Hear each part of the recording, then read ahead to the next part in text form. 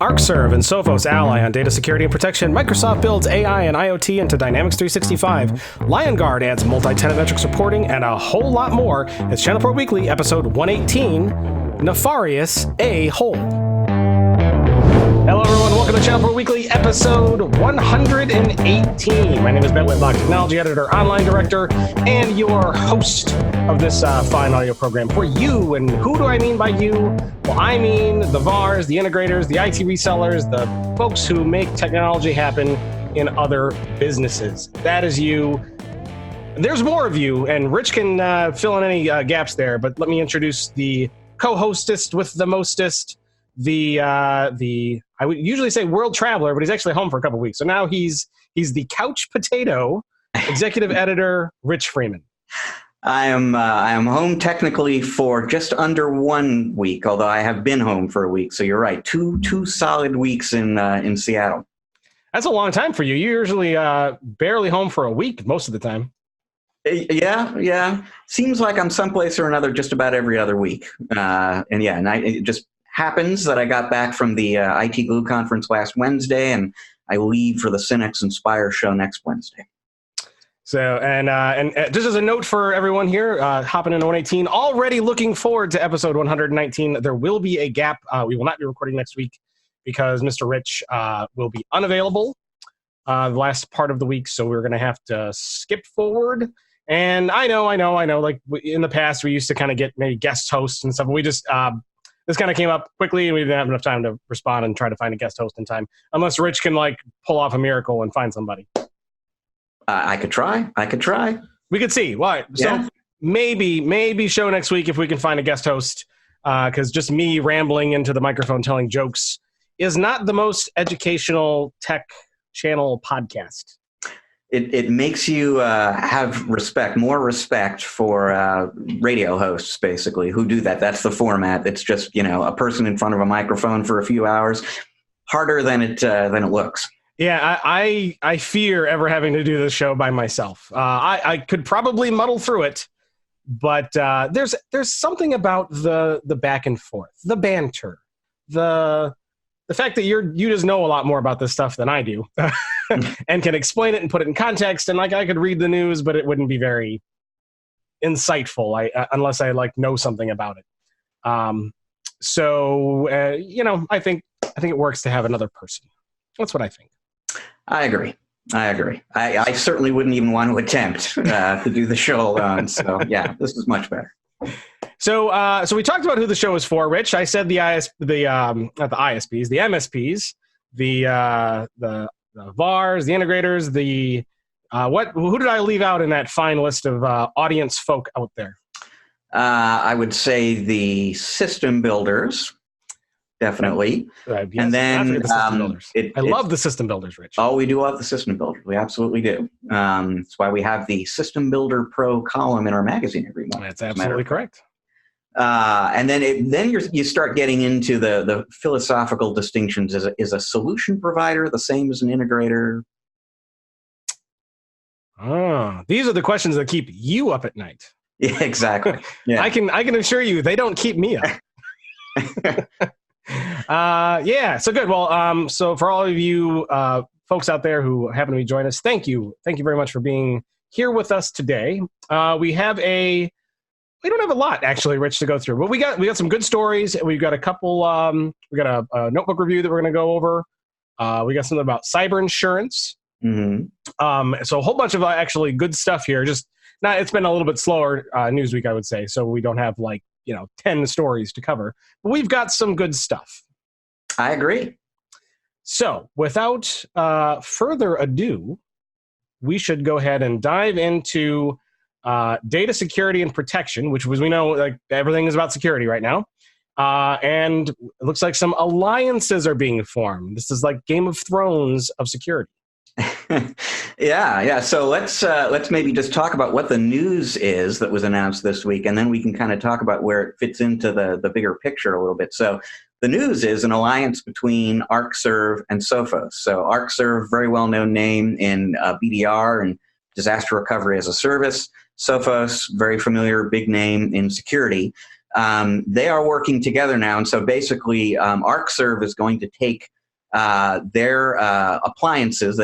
You can use their system on your own hardware or their appliances, but they're going to take their appliances, running their UDP product, which is basically the software platform for their disaster recovery offering, and they're going to embed the server edition of Intercept X from Sophos in that platform. So Intercept X is the newest next generation endpoint security system from Sophos. Lots of cool sort of AI and machine learning built into it, behavior based. So very much up to date kind of technology in terms of the most effective ways to deal with threats as they come along and are potentially or could potentially slip past a blacklist kind of approach. So you're going to have this real-time behavior-based security functionality from Sophos built into your Arcserve disaster recovery solution. So that, in and of itself, that's interesting. The ability to buy those two products together in one package, the ability, if you're an Arcserve partner, to have Sophos endpoint security directly inside that product that you're already using and buying. Good stuff. What's interesting about it, of course, is that there has been this ongoing sort of story this year that we've touched on numerous times on the podcast. Back at the beginning of the year, Carbonite bought Webroot, and they said at the time that we're repositioning ourselves as a data protection vendor. We did backup before. We're buying a security company. Now we're going to be backup and security. That's data protection in the current day and age. We know that actually just a few weeks from now, it's coming up. Acronis is going to be holding their first global cyber summit in Miami. I will be attending that show. And the big news item, which they have been previewing for months now, is that they're going to roll out this whole new security suite that they've been working on for a while. And we spoke, I believe, on the podcast a few weeks ago about the security services that Acronis recently introduced. So you're seeing this larger trend in the industry of backup and security coming together, becoming this unified data protection, or as Acronis calls it, cyber protection kind of an offering.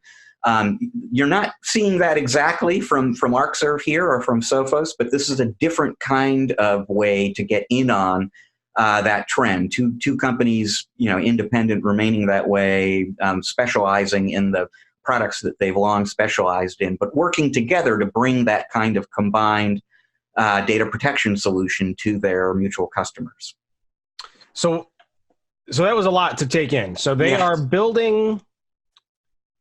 Can you summarize that in like 5 seconds? Because I was trying to follow like what is new here. They're putting together an appliance that has what? So the appliance has existed for a long time, and the appliance has been running UDP, their software, for a long time. What's new is that the appliance is also running this endpoint security system from Sophos. So now they're running the Sophos endpoint security on the Arcserve appliance. Correct. Okay, so it's not like something. It's not like a joint. Well, maybe it is a joint venture kind of thing, but it doesn't sound like the endpoint security product has changed. It's just running on.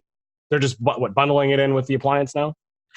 That's right. And so, that is providing security just on its own because it's there, but it's also securing the backups essentially so that that your backups aren't vulnerable to ransomware, corruption, etc. Right, because that would be bad. That would be very bad. Yeah, you don't want to have to get all encrypted with ransomware and then discover that your backups are also encrypted with ransomware. Right. That would not be a pleasant day for that particular business.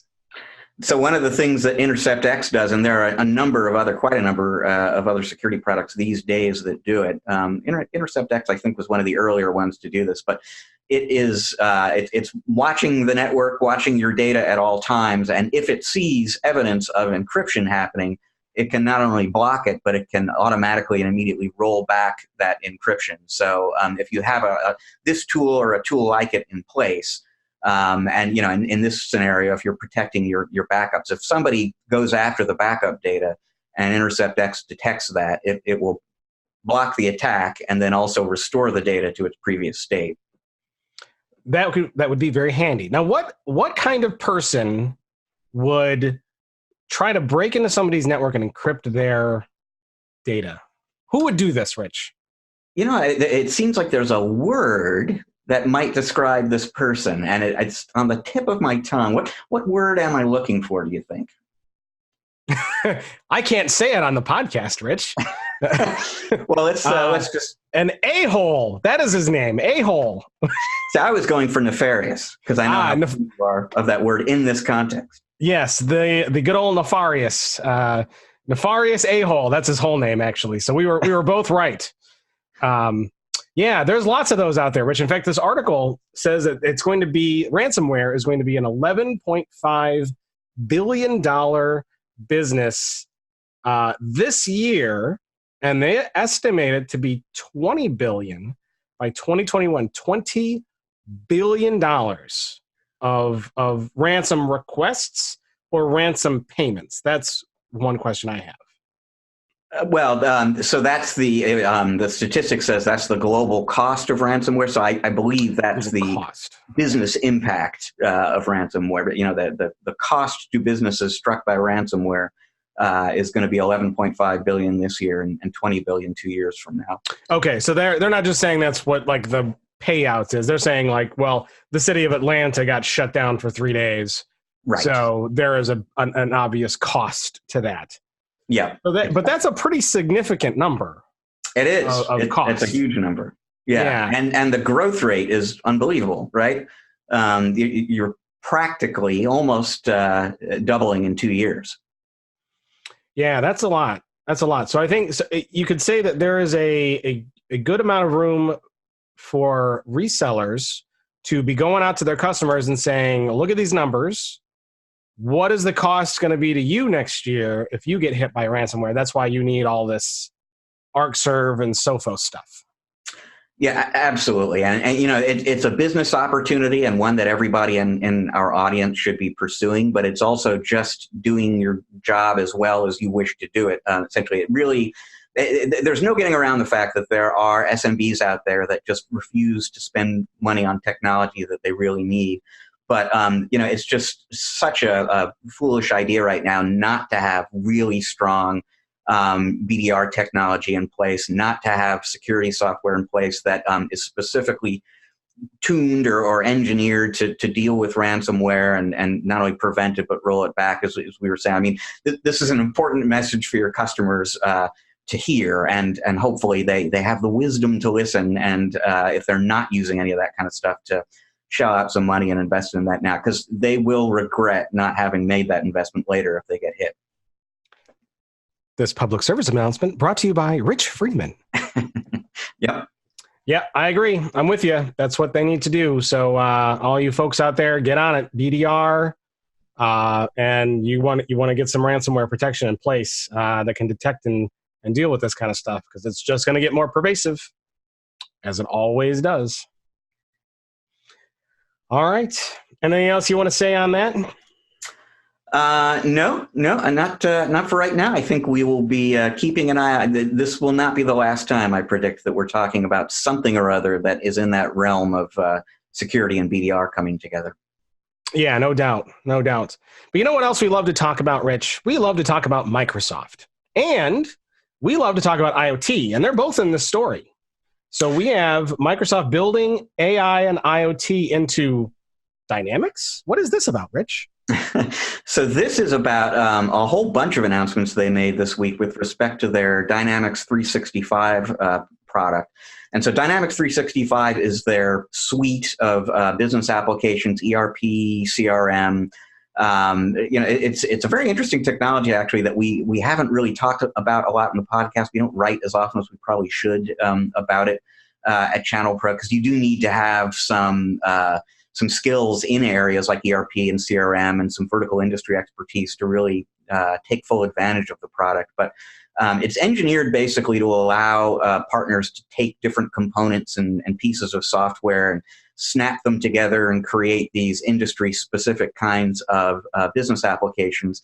And there were a whole bunch of announcements made this week concerning either enhancements to existing systems or entirely new additions to Dynamics 365 that are almost exclusively focused around the retail industry. And I say almost because there's one in here that it concerns a supply management or supply chain management solution. And so it sort of involves manufacturers and distributors who are supplying retailers. But big picture, they're kind of rolling out a whole bunch of stuff for retailers.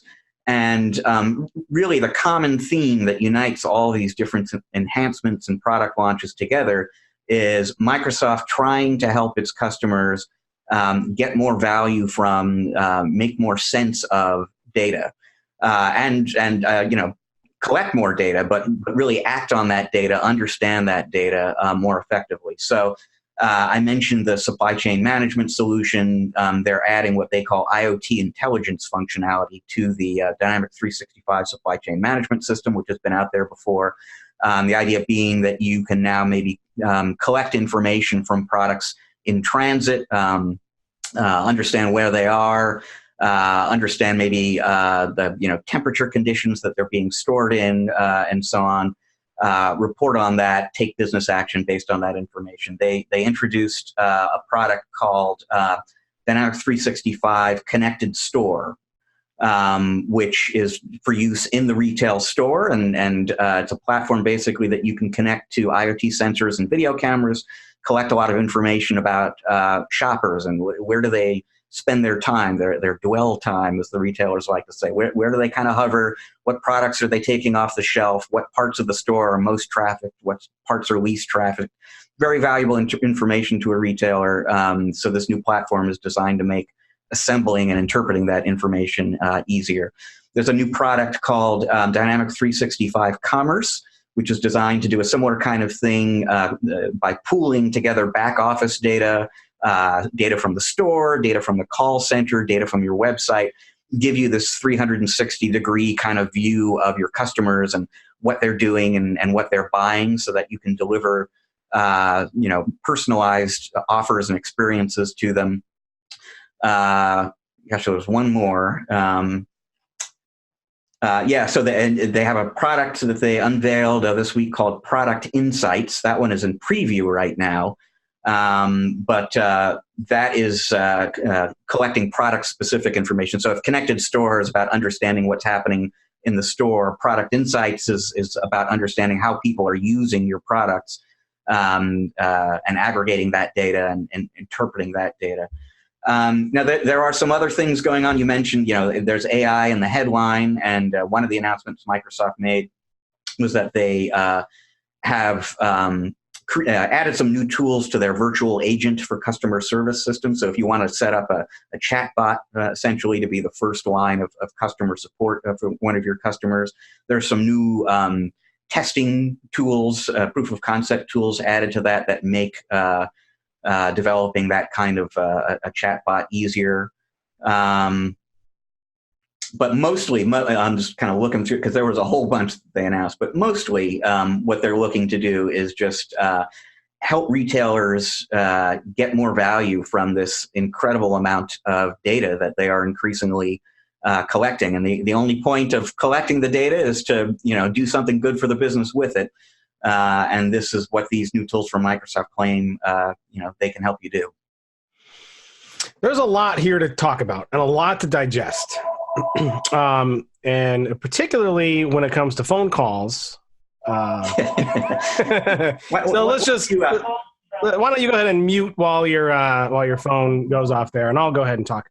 So there's a lot to go through here, and what we're seeing is the rise of IoT and telemetry and reporting, and this has been, I think, kind of a big gap in the Microsoft Dynamics suite. This kind of integration for all of this information. It also shows how old I am, Rich, because when I see things like you can set up virtual bots to be your customer service. You see, I don't like that.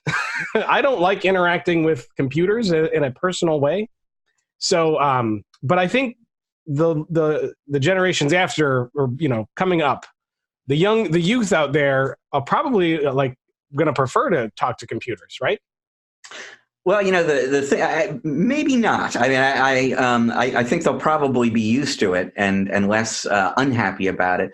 But I think the goal and what retailers are trying to do basically is create virtual assistants so real you don't know that you're talking to a bot. Because I don't think that just anyone seems disingenuous now, doesn't it? That makes me hate them more. Because this piece of software has a name and is claiming to be a person. I don't like being lied to. Do you like being lied to, Rich? No.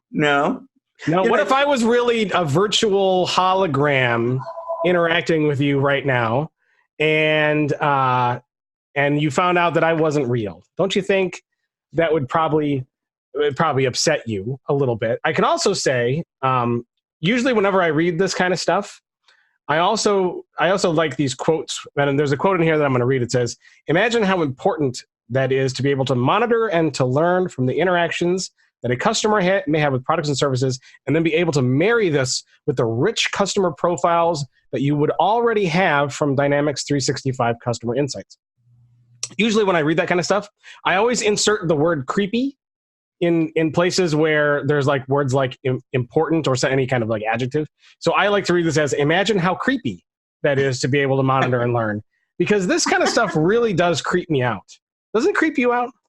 It's like such a huge and interesting issue, basically. And obviously you start kind of quickly getting into, Facebook and privacy issues and so on. And the line between convenience and privacy and so on. So yeah, some of it, the idea that you're in a store and the cameras are watching you at every minute, and not just maybe keeping track of traffic patterns inside the store, but if they can't do it already, it won't be long before the cameras in the store know, oh, there's Rich Freeman. I recognize Rich Freeman. Let's watch what he's buying, and keep track of that. And it's worse than that. They're not just watching what you're buying. That camera, as soon as it can recognize you, and we all know that's where it's going, right? And okay, you can make the joke references to like Minority Report, when Tom Cruise walks into the Gap and like he's got the other guy's eyeballs, so it starts talking to the other guy, But we are coming to that point. Maybe not with the whole retinal scanning on the fly thing, but it's going to recognize your face, and then not only is it going to like track what you buy, it's going to track every step you take, where you go, everything you look at for more than 2 seconds. Right? And everything you pick up, everything you put down, it's going to listen to everything you say while you're in that store. And it's going to aggregate all this together and send you really creepy things. And then they're also going to bundle that and sell it to third parties, because it's going to say Rich Freeman spent, 5 minutes looking at ladies' underwear. Therefore, he likes ladies' underwear and wants to wear ladies' underwear. And then that's wrong, right? Isn't that just wrong? Well, let's clarify. That is wrong.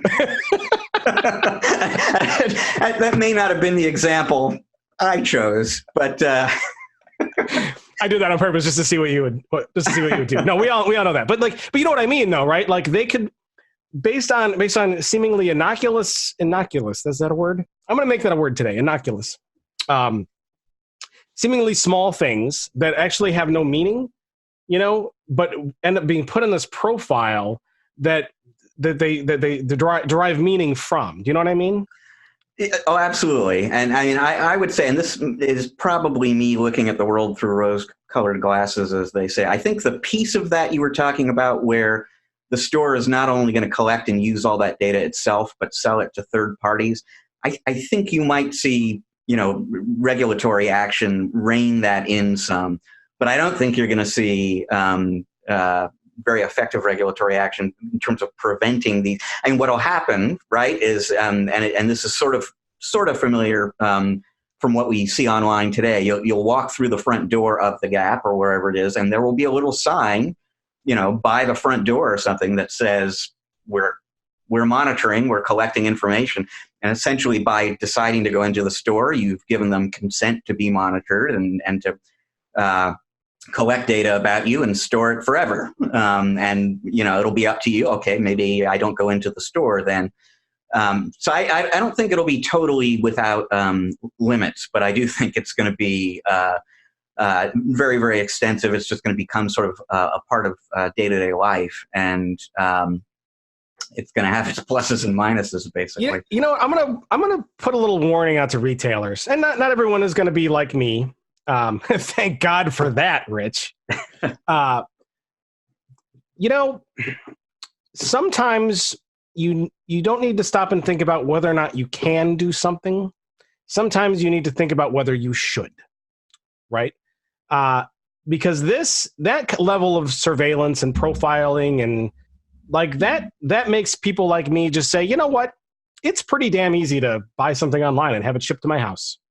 And that doesn't really cost me any more, and it's more convenient than going into your store and being monitored, profiled, and sold as a product as well.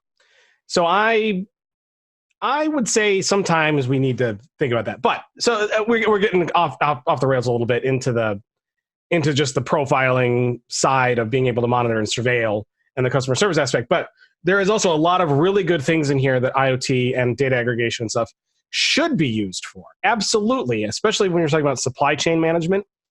And you're right. A lot of this is very retail store foot traffic kind of heavy, but that is something that can help any business that has a supply chain, manufacturing to retail to anything, right? So really great stuff there. And the more you can make that efficient behind the scenes and know more about how all that was working, that's great. And I like what was the other thing that you talked about in here? Where a lot of the IoT hooks, like, for example, being able to monitor every refrigerator in the grocery store's temperature, and being alerted immediately if one falls 3 degrees out of whack, But obviously, like, it gets more crazy than that, because you have to imagine, like, oh, well, if the fridge door opens, the temperature will drop because someone's grabbing ice cream or whatever. So there has to be a door sensor to know that the door was open, plus the temperature sensor. But so like all this kind of cool stuff. But imagine how that could change a grocery store and how much it could make it easier and more cost effective for them to run. So I think that's a great thing. Yeah, and I mean, to be clear, we're not saying business intelligence or the Internet of Things are evil technologies. It's just, the broader your net and the more information you're collecting about people, there are some, like you said, some creepy applications of this technology. Overwhelmingly, I think the technology makes businesses more effective and efficient. But there are also times when, there are unwelcome privacy implications, let's say, that are going to be more and more an issue beyond the technology industry in the years ahead. Yeah, and it really becomes like, in the past we would use a lot of this kind of technology to monitor kind of bulk traffic, not where Matt Whitlock walks, or not what Rich Freeman picks up, but just like customers tend to, in that general sense. Once you start really diving into profiling the individual, that's where I think that creepy line starts to kind of become problematic, at least for me. I don't know about you. You might like people watching every move that you make. And who doesn't love banner ads on the websites they visit that make you deeply uncomfortable? How did you know I'm in the market for that, right? I want more of that in my life. Yeah, that's what we need, is more targeted advertising. I actually think that there's a good chance that future generations are just going to be immune to ads like those hyper targeted ads like that. Like, I already know that I'll use my own kids as an example. Television advertising, they're actually very susceptible to, because one, they don't watch a lot of television in that sense. And I think my kids are not going to be unique in that sense, because like they just have never really grown up watching TV in that format. It's always been streaming or, shows we had on disc. We've never had cable in the house, and they don't really watch a lot of antenna television. So like they don't see advertising in that way. So actually I find that they are very susceptible to those kinds of ads. But I think as they get older, the kind of hyper-targeted internet advertising is just going to be like, they're going to be just blind to it. They're not going to even see it. They're not going to notice it. and it's not going to be effective. That's what I think. What do you think? It's interesting. The surprise at the end of that was the idea that the advertising won't be effective, and I don't know. But the idea that you and I get creeped out, but I was browsing lawnmowers, and now I'm on CNN.com, and here are lawnmower banners.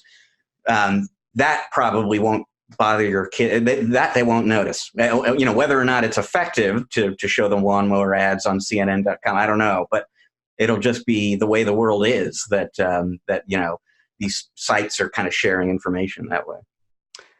Yeah, we'll see. We'll see. Like I think ad effectiveness is another question, and one that we don't have to dive in on this program. But I know I don't know. Do you buy a lot based on ads? Do you even look at the ads?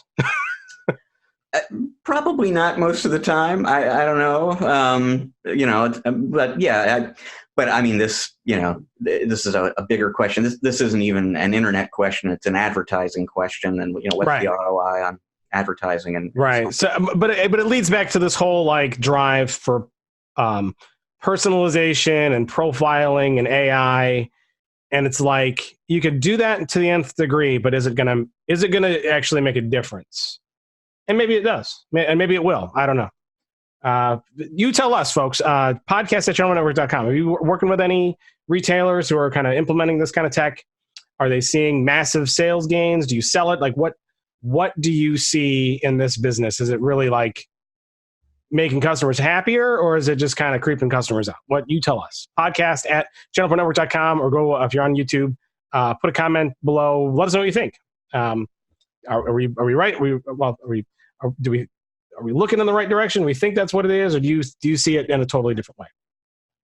But anyway, go to this article though. So we'll put links to all the stuff that we talk about in the show notes page on the site. So if you're listening on the podcast, go to ChannelProNetwork.com and find the show notes for episode 118. They're usually really easy to find. Just go to the download section, and you'll see the links to all of this stuff that we're talking about, so you can kind of follow along and then get a little more detail, because we just kind of cover this more on the surface level.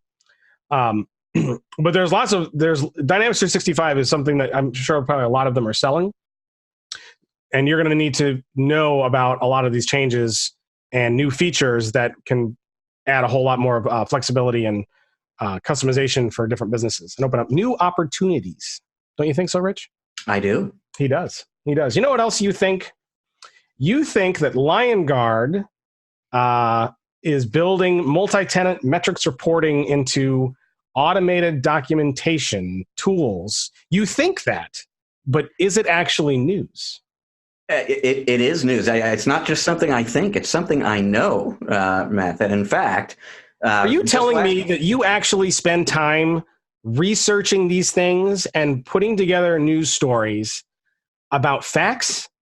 I do. This is amazing.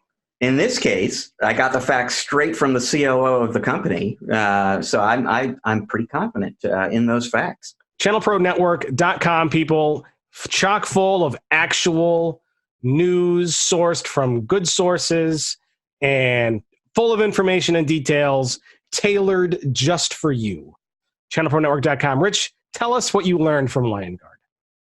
Well, what I learned is they have added the ability to generate certain kinds of reports across all of the businesses that you manage. So for a long time now, when you buy the Liongard product, and for those not familiar with it, it's an automated documentation system.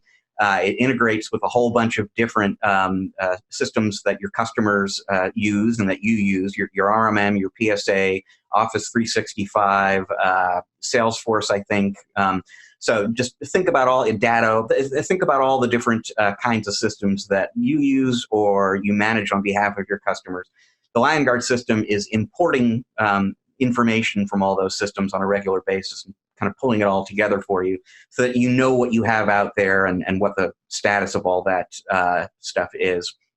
The product comes with certain kinds of metrics you can track built in. And essentially, Liongard identified a set of what they call metrics that they think any MSP is going to want to know about. How many Office 365 seats do I have at this account or that account?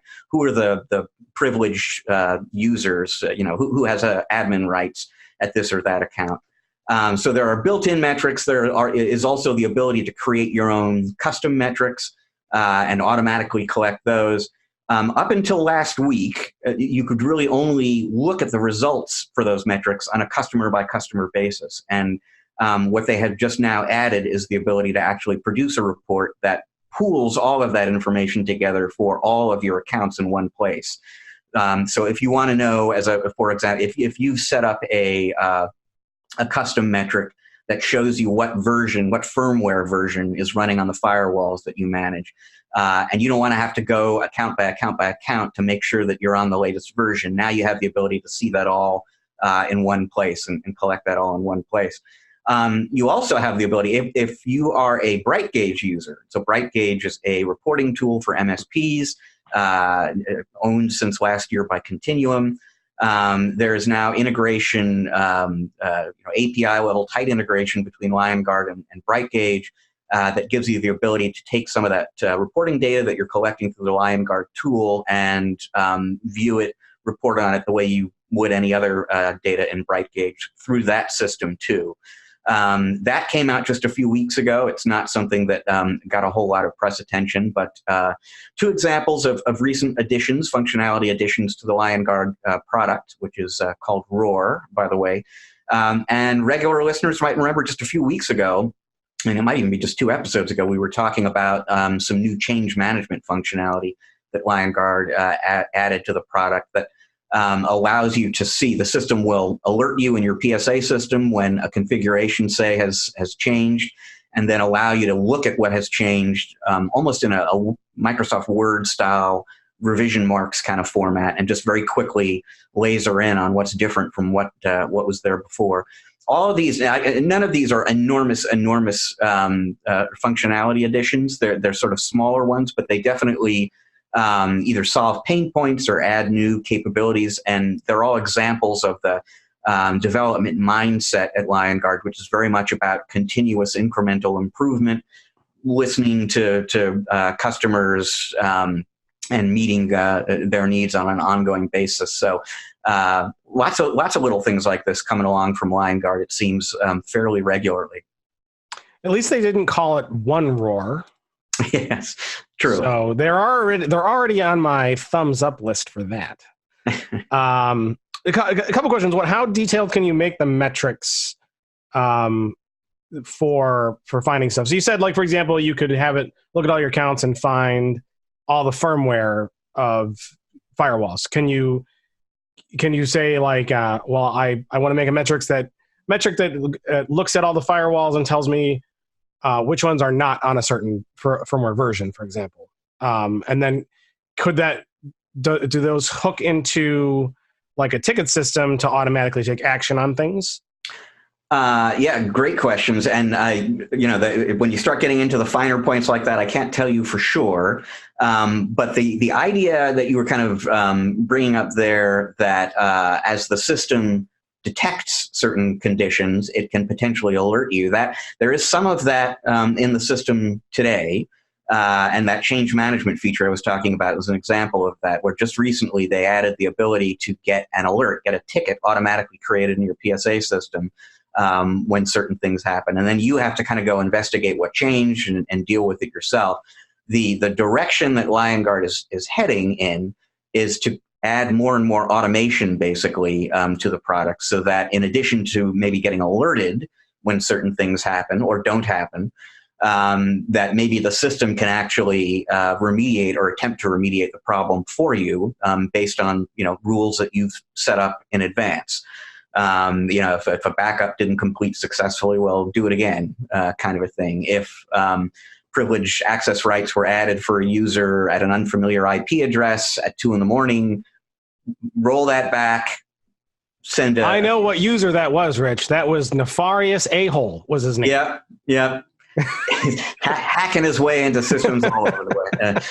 Wouldn't it be great if, when you are asleep, the software out there not only detects that and flags it for you for when you show up at work, but actually blocks it for the 3 or 4 hours before you get to your desk, that kind of a thing. So that is a longer term vision, and they're already kind of taking some initial steps in that direction. But the longer term vision for Liongard is to go beyond what they call unified visibility, which is collecting all that information and consolidating it in one place, and then start adding first the ability to interpret that data and get some intelligence out of it, and then a little bit further down the road to actually act on that intelligence in an automated way, so that the system is doing certain things for you rather than requiring you to do it yourself as you do today.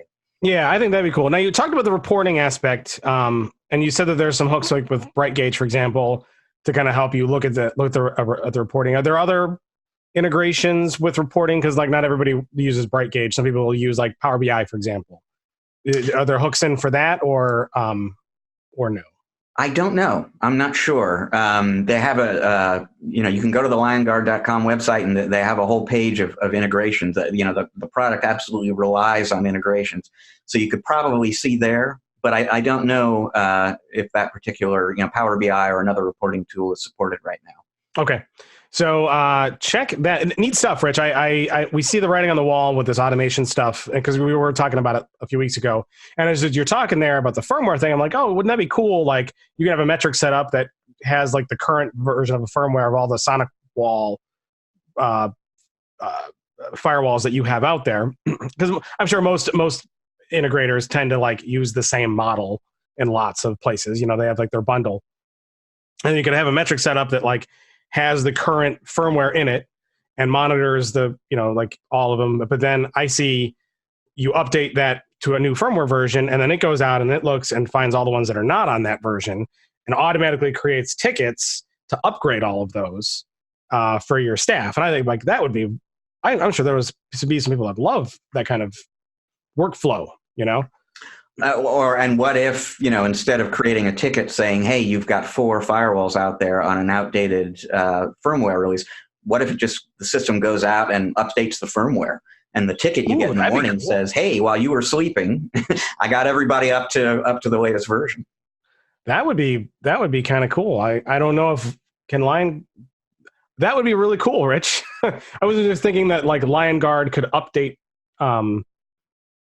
firewalls, but why not? Why couldn't it? Or why couldn't it hook into whatever system can update firewalls? That is the longer term vision, and as we discussed on the last episode, very, very similar to what IT Glue is doing as well. IT Glue today is a documentation platform, but they made no bones about it at their conference last week that ultimately they want it to be an automation platform as well.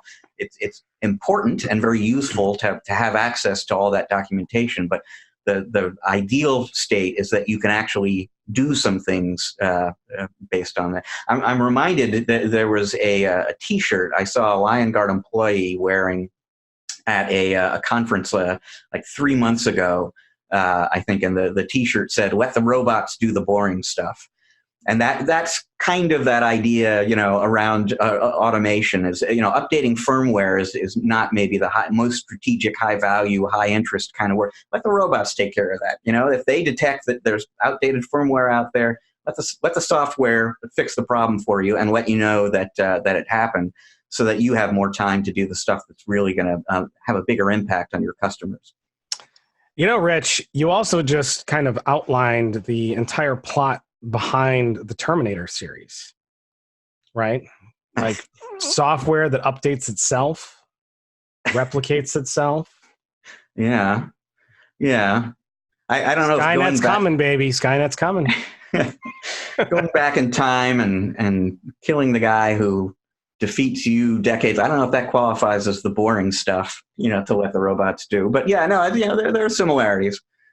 Yeah. Anytime I hear about software updating itself, I always get a little creeped out about that, because I've seen all those movies, and we all know where it leads. It leads to robots that look like Arnold Schwarzenegger coming after you. And following you around the store as you shop. Right. Can you imagine like that's how we do monitoring and surveillance in stores. We just have like Arnold Schwarzenegger clones that kind of walk with you as you shop. Look at the underwear. It is good for you. You know, in the grocery store, you know, like that is unhealthy. And you know, you can opt out of that, but I mean, do you dare? You know, 7-foot tall giant robot. Do you really want to upset him? I have to say, if store surveillance was a clone of Arnold Schwarzenegger walking with me, commenting on my produce picks, I would probably be okay with that. Yeah. There's a sale on bananas. Go get them now. Go to the produce section now. Good idea. Oh, now the future looks bright. I wonder what the show title of this show is going to be. Yeah. All right. I already got several ideas. Belkin is not unveiling Terminator clones. No, they are unveiling Thunderbolt 3 docks for shared workspaces. Tell us about these. I love this kind of stuff. I know, and you will, I think, have some insights to share here. So I'll tell folks about these two products that Belkin introduced this week and the use case that they have in mind for them. And then I'll confess, I'm just, in full confession mode. It was a little surprising to me that this is actually kind of a new thing, but it sounds like it is, and you'll understand this better than I do. So they have two new Thunderbolt 3 docks. There's a Plus edition and a Pro edition, and there's some differences in terms of performance and how many ports and what kinds of ports that you have.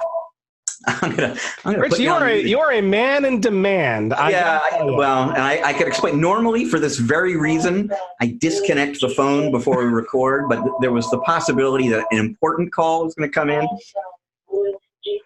So naturally, it's been all spam calls, I'm sure. Yeah, well, that one may or may it can wait. Sorry about that, folks.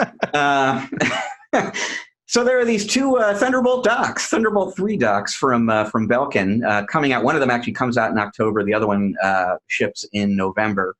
They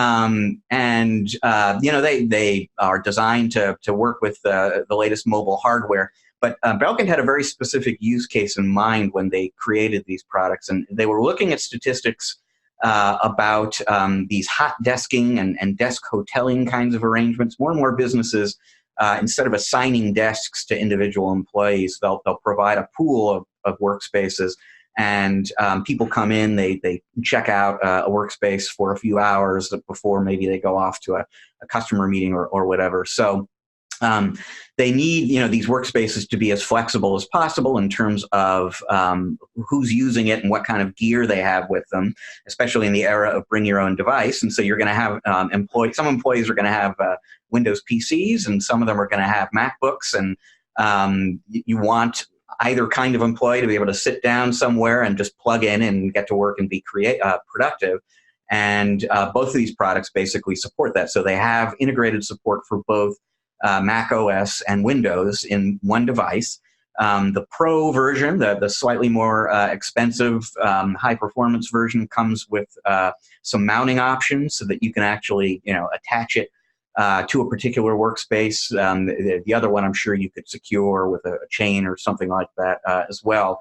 But the idea basically is if you are operating an office with flexible seating arrangements, you can put these out at all your desks, and you don't really have to worry at that point what kind of laptop your employees are bringing to that particular space. They're going to have the connections they need to do their work. Yeah, and that's mostly thanks to Thunderbolt. That's quickly replacing all of the need for custom laptop docks. Remember when you got a ThinkPad? Back in the day, you would have to get the dock that fits the ThinkPad, and it was kind of built to work with that custom interface that was on the laptop. You usually put the laptop on top of it. USB-C with Thunderbolt kind of changes all of that because all the protocols are kind of built into that interface. It's one connector, poof, and it works. And it's the same between Windows and Mac in those cases. So you can now have one dock that kind of works with everything. And what they're not saying here is you could probably also plug in Thunderbolt-compatible phone to this as well. That's kind of a fringe case, but there are some people who use the Samsung, they call it Dex, I think, or something like that. It would probably work with that too. So the idea here is that you can have a common workspace. You can outfit every desk with a monitor, a mouse, a keyboard, a whatever, and then the employee sits down, plugs in into the USB-C port, poof, everything works and is live. They can get up, That is the idea. Yeah, that is the idea. It's they're basic from a ChannelPro's point of view. There are kind of two ways you can think about how you might take advantage of that. And one is if you are selling laptops, for example, or monitors or whatever to a company with that kind of flexible work arrangement. Here's an accessory, an add-on that you can include in that deal to increase its size. The other opportunity, of course, is to approach businesses with kind of a modern workplace or workspace kind of solution that incorporates this piece of hardware and approach it more as a solution sale as opposed to a hardware sale. But definitely an opportunity either way. Yeah, I will say this is not for everyone. It works with all devices that have USB-C. But you really have to look at the business before you walk into this. Now, one thing I love about this is you can actually create a bundle, and I know integrators love bundles. You can have, the employee hot desking bundle that works, but this does not work for businesses that generally have people assigned to desks, where they would normally have a desktop or something like that. Like Suzanne goes to the office every day and has her desk, and she sits down and there's her stuff. She's not getting up. She's not taking her stuff. She's got her own desk. This is really good for shared workspaces between companies. So if you have two companies that kind of share a workspace, what they call it, a co-location kind of situation, this would be ideal for that, to bundle and put this kind of bundle on every desk. Also good for more mobile companies that have basically a mobile workforce. People who are assigned laptops, but not necessarily a dedicated space, because they might be working in between teams all day. So they're not in the same spot in the building all day long. They're working with this team for an hour and then getting up and moving to the other team. And they have these team sections. That would kind of work, but you just got to know your customer and how they arrange and how they do their businesses and the kind of employees that they have and what they're doing. But I love the idea that I always encourage people selling hardware to sell peripherals, because there's a lot of margin in peripherals. You want to make money, sell peripherals. Sell this as a service, right? Hot desking as a service. They make them pay $49 a desk per month, because that keyboard's probably going to last. Say you replace it every 3 years, you'll eventually pay for that keyboard 16 times over, and you'll have recurring revenue from more hardware, right? Is that a thing now? Rich hardware as a service? Oh, absolutely. No, it's a really great point. I mean, a lot of the hardware, the PC makers and certainly the distributors all have these device as a service, technology as a service kinds of offerings out there. And yeah, by all means, you could, even without any specific kind of pricing model designed to support this from Belkin or some other company, you could bundle this kind of a product, this kind of a dock in with that sort of as a service subscription priced hardware offer. Yeah, it's it'd be a bundle that you offer as a company, but you take one of these things and you can have different levels, right? Imagine you could have the video productivity hot desking thing, that has a different kind of mouse and a better monitor, but you could have tiers. $49 a desk for basic office productivity, $79 a desk that's geared around video editing and production, has a better monitors, or color certified monitors and a better mouse. And you have the executive desk that has all the shiny aluminum fancy stuff, the triple monitor that, you know what I'm saying. You could bundle this in lots of different ways, but this is kind of, I don't want to say that this is very exclusive to Belkin. There are lots of USB-C hubs and docks out there. I'm trying to figure out what makes this kind of unique. And I'm not really, so you kind of followed this and wrote this up, and I'm trying to skim it here real quick. What did they say is very unique about this? I mean, we didn't get into the differentiation too much in great depth. I mean, we did talk about that some. Obviously, I think that it's difficult for me to evaluate basically how unique this particular combination of capabilities is. But that as I recall it from the interview, was the direction that they went. These definitely are. These are definitely business focused, I will say. Yeah. Port arrangements seem much more business focused. The size, the fact that you can like mount them to stuff, mounting options, you don't see that in consumer stuff very much. So that could be. They look well made, and they look nice. And they got two different power options. So 60 watt upstream for charging on one, 85 watt on the more expensive one. USB-A 3.1 ports, USB-C 3.1 port. Cool stuff. Yeah, very neat. I think this is a great opportunity to look at different ways of selling hardware, right? Yeah, and increasing deal sizes, and in a way that is suited to modern offices. Yeah, we should have Belkin send Mr. Gaskin one of these to review. There's a thought. I bet they would be happy to do that. Yeah, we should take a look. I bet these would be pretty nice. Cool. All right. Well, I don't know if we have any other news, and we could talk docks all day long. Rich, did you ever have a ThinkPad dock? A ThinkPad dock? No. No, you never? No, I don't think so. You know what I'm thinking? I might have to change my museum pick today, because we're talking about docks. I should maybe pick a ThinkPad dock as a museum pick. What do you think? Yeah, it's certainly we can save whatever you had in mind for the next episode. Yeah, so I'm going to take this out. I'm going to put in, and I even know where one is to go grab. Hopefully we haven't talked about it before. Have we?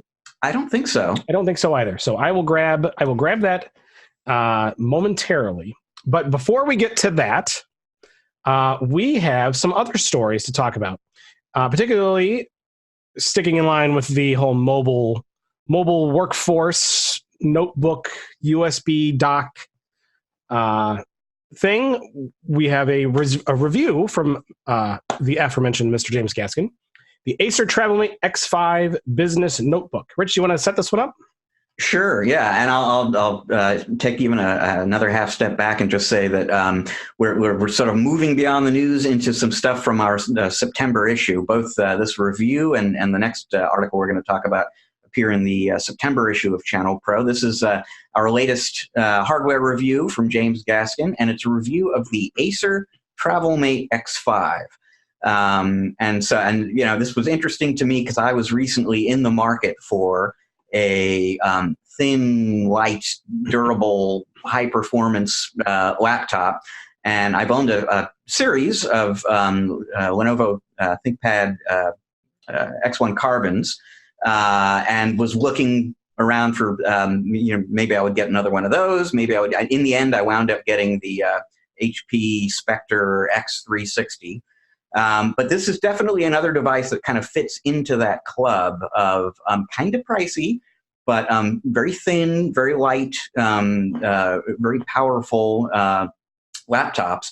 And I will say, I believe this is a review of the newest version of that product. When I was kind of shopping around before, this may not have been on the market yet, and I was sort of comparing an older version of this product to some of these other ones that I looked at. But it was definitely one of the products that I looked at, because it appears to have a lot of the thing, for me personally, given the way I use hardware and what I do and so on, I'm interested in no particular order. I'm interested in battery life and durability, and weight, because I'm on the move a lot. I'm riding on airplanes a lot, and I'm just brutal on hardware. So I need something that can take the punishment, isn't going to be a big load on my shoulder, and that, if I'm flying from Seattle to Miami, as will be happening in a few weeks, I don't have to constantly be worried that I'm going to run out of battery on the way out there. this product would appear, based on Acer's claims and James's experience with it, to meet most of those criteria. The piece that I know least about is just how rugged the construction is. Yeah, and it's a magnesium alloy. What do they call it? Magnesium lithium aluminum alloy chassis. That's a combination of metals I'm not overly familiar with together, but I imagine it will be pretty durable. This is normally, when you think durable premium executive level notebooks, you don't normally think Acer for that. That's not usually your first stop.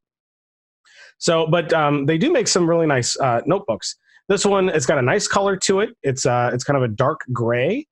It is 0.6 inches thick, 2.16 pounds. So definitely getting into the ultralight category at 2 pounds. It's 8th gen Intel Core i7, not the new mobile, the 10th gen mobile stuff. Although the Core i7s and the 10th gen, I'm not sure are out yet. So that's probably why. I got to go back and look at that. But I'm pretty sure it was the lower ones that were starting with the 10th gen.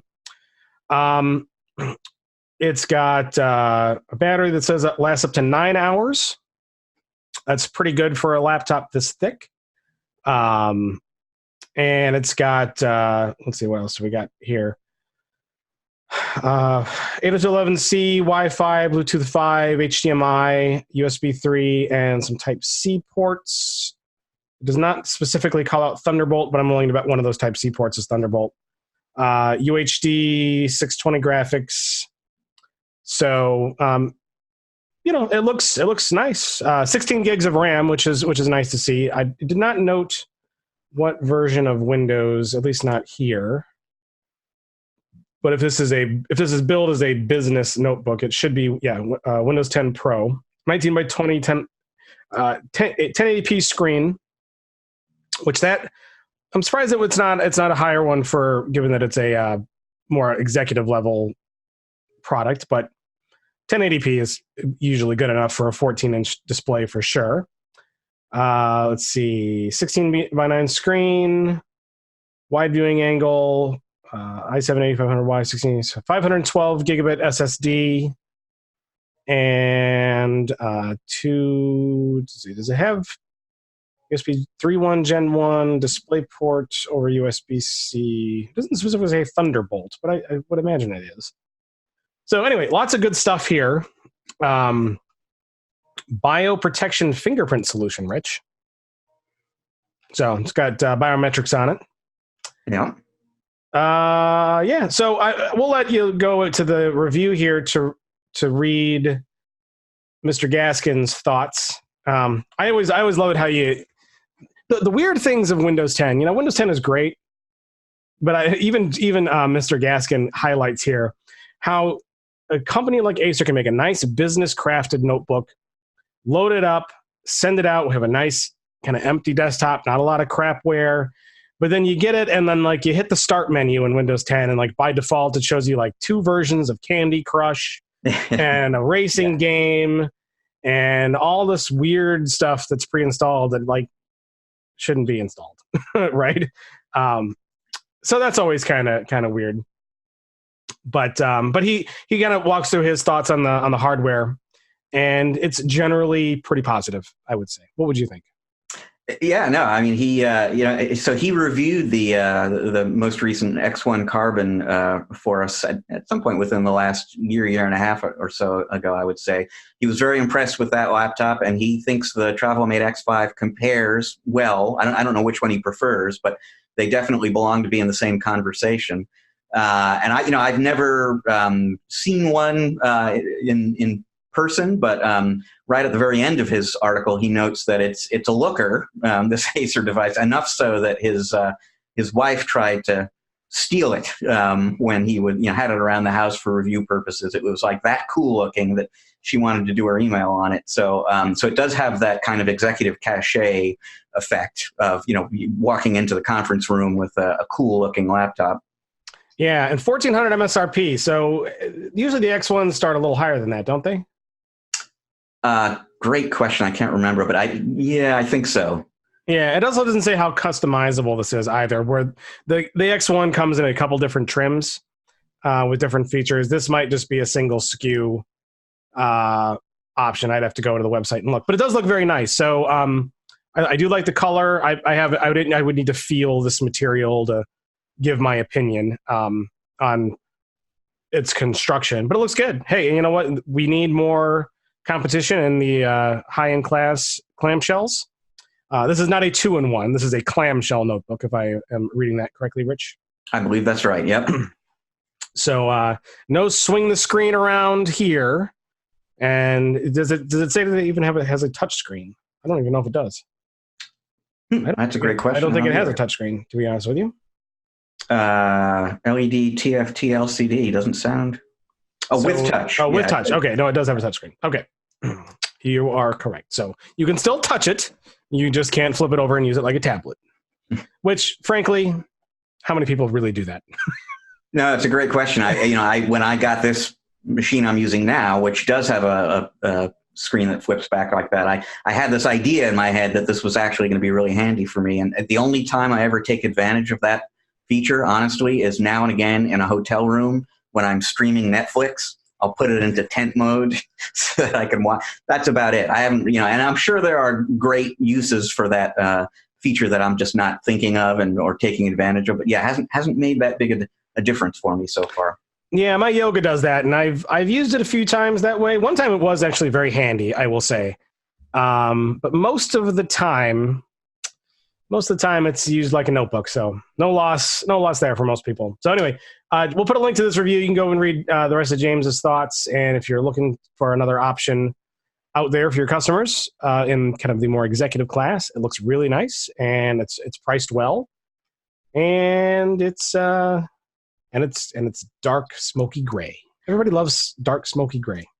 What's your favorite color for a notebook, Rich? Probably basic black. ThinkPad man, huh? Yep. Yeah, I got it. You know what? I'm kind of with you. I love it. It's no secret that I'm a fan of the ThinkPads. Well, I wanted to jump in actually because we keep talking about the ThinkPads, and it just popped into my head. I saw a press release just this morning, actually. As you will know, but most listeners won't. October 7th is ThinkPad anniversary day. And how many? What is it? 26 years now? 27 years since that? It was the 25th. And in fact, last October, around this time, I was in Tokyo, Japan, celebrating the 25th anniversary of the. Is it the 25th? God, you know what? My brain is not working. I will double check that. Yeah. Talk amongst yourself. Okay. I was trying to remember. It's the 20th or 25th. It was definitely. But the reason I bring it up is Lenovo just announced today, hours before we recorded this podcast, that on October 7th this year, they're going to have a giant Think Everything sale. So every single ThinkPad that they sell will be 40% off on October 7th. There are certain models that are like pre-configured and not customizable that will go for as much as 55% off. The new Think Books, which I think we've spoken about before, which is this new addition to the Think family that's got lots of kind of premium styling touches, but is designed to be less expensive for millennial SMB users. I believe those are going to be 35% off. So one day only, but some really huge sale prices on Lenovo ThinkPads and ThinkBooks, and I think the desktops as well on October 7th. If you're in the market for a PC or you have a customer who is, just keep that in mind. Yeah, awesome. Yeah, it was the 25th anniversary last year. Okay. And even last year, they announced they had like that anniversary edition ThinkPad that was kind of like the retro throwback one, right. Where it kind of had some of the old ThinkPad styles with it. I thought that was a cool product, and there's actually an article out there that I wrote about it that kind of explains why Lenovo is the only company that could have ever done anything like that, and why it was cool, and why some people thought it was cool, and why some people thought it was not. So.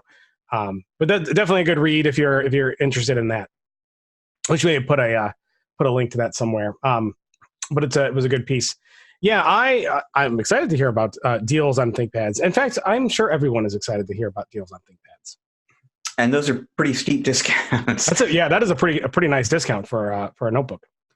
So yeah, cool. Check that. I'll have to go read that press release. I have not looked at that one yet today. So very cool. Yeah. All right. This is a topic, Rich, that keeps getting brought up.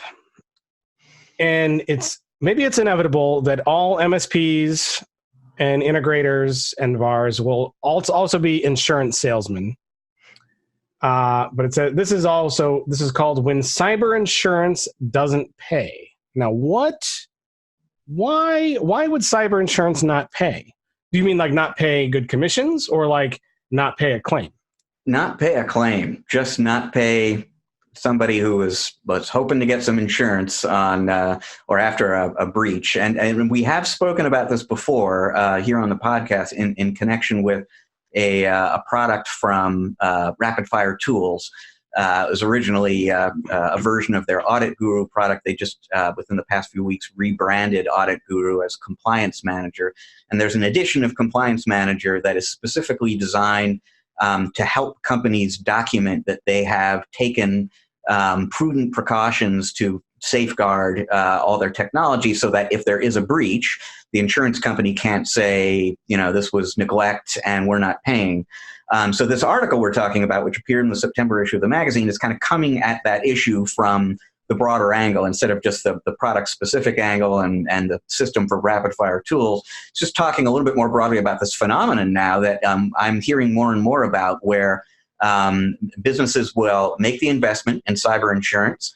They need it because they are attacked and suffer damages. They file a claim, and then the cyber insurance company disputes the claim, essentially. And you should read the article. There are all sorts of interesting, sometimes creative ways that the insurance companies will come at this. The typical thing is just to say, we don't believe that you had properly configured firewalls in effect, or maybe you had firewalls and antivirus software in effect, but you didn't do end user security training, and so one of your employees clicked on the link.